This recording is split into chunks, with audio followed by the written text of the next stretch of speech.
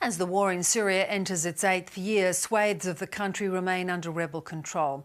Now, with Turkish and Israeli incursions into Syria, a prevailing stalemate between the Iranian-backed Assad regime, rebel groups and a US-led coalition of Kurdish forces threatens to erupt into a broader regional conflict.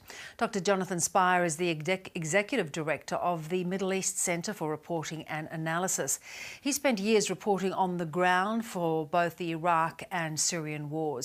He says although the Assad regime has been on the front foot, the conflict is far from over. Well, at the moment, the Syrian war is in a situation in which the Assad regime has certainly achieved a great deal of advancement against the rebels. The rebellion remains in only three isolated points of the country in the southwest, northwest and southeast. The war of the global coalition against ISIS has also progressed such that ISIS now Islamic State possesses just a couple of areas of control in the country. But having said that, the war remains far from over, I think. The rebellion is not destroyed in its entirety. ISIS too, as we saw in recent days, is still capable of launching counterattacks.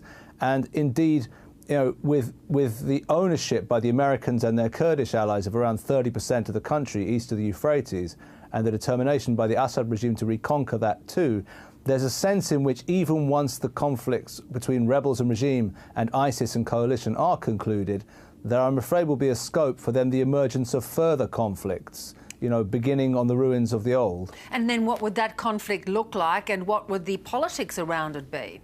The Syrian regime is on record, as I say, President Bashar Assad and his foreign minister Walid Muallim are on record as saying that they are determined to liberate, as they call it, the entirety of their land.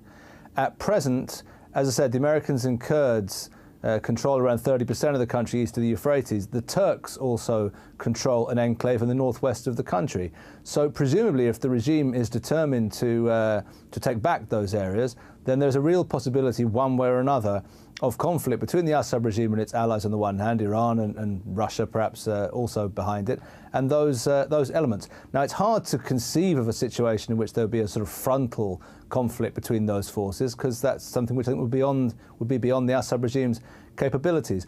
But the Assad regime is very good at sponsoring proxies, very good at fomenting insurgencies, and therefore I think there's a real possibility of efforts by the regime and perhaps their Iranian allies to foment instability inside the areas currently controlled by the Kurds with their American allies and the Turks. So I think an ongoing process of sort of a number of crisscrossing de facto insurgencies on the soil of Syria for the foreseeable future is the most likely outcome. We're not heading for a situation yet in which any strong central government is set to reimpose its authority throughout the entirety of Syria.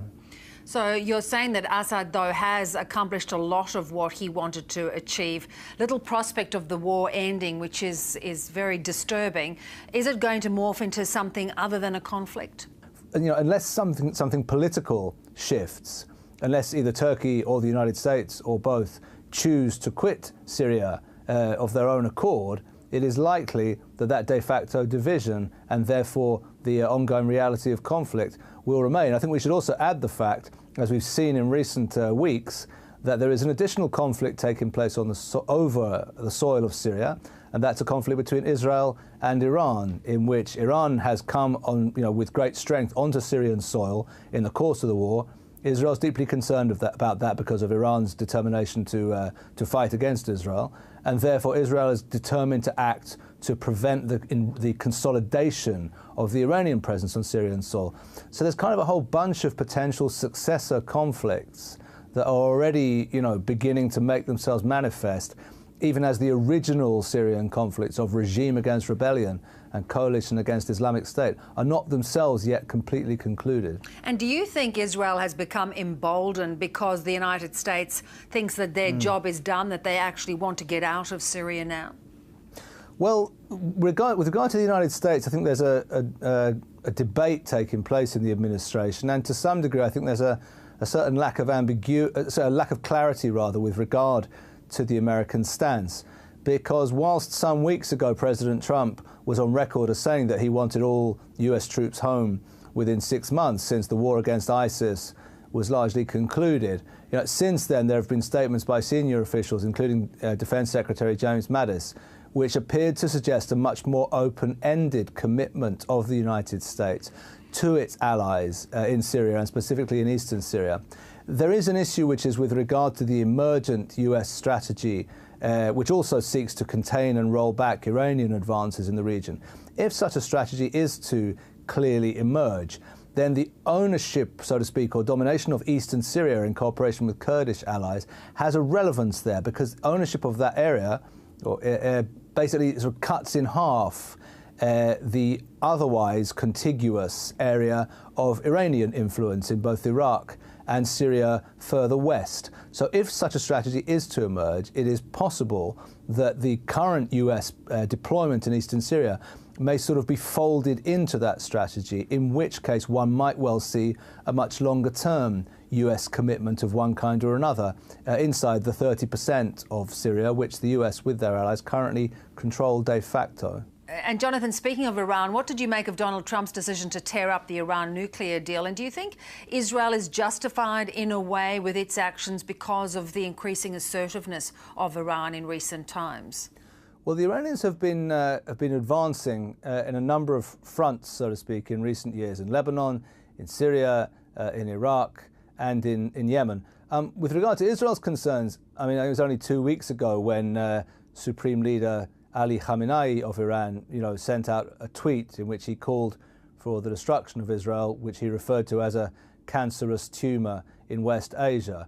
So I think, obviously any country which finds itself described like that by a neighbour, one wouldn't be surprised to see that there are some concerns regarding that, particularly given the Iranian advance, the Iranian sponsorship of paramilitary organisations in a variety of countries, including countries neighbouring Israel. One thinks most clearly, of course, or most immediately, of course, of the Hezbollah organisation of Lebanon, committed to Israel's destruction and with a mass of around 150,000 rockets and missiles pointed at Israel at the present time. With regard to the issue of the Trump administration's decision to abandon the nuclear agreement, I think to some degree one needs again to consider this in light of the broader context of Iranian expansion. It was interesting to note that Secretary of State Pompeo issued a statement just a couple of weeks ago with 12 demands which Iran is asked, or which they demand Iran comply with in order to achieve a new nuclear agreement. And many of those demands did not relate to the nuclear file itself,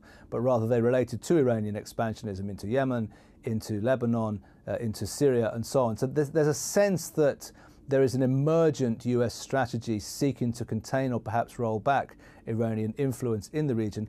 Israel, of course, has long been concerned about that expansion. Israel has long been a target of that expansion, and Israel will certainly be a keen partner, so to speak, in any effort to seek to contain and roll back Iranian advances. Jonathan, appreciate your perspective on all of this. Thank you. Most are welcome.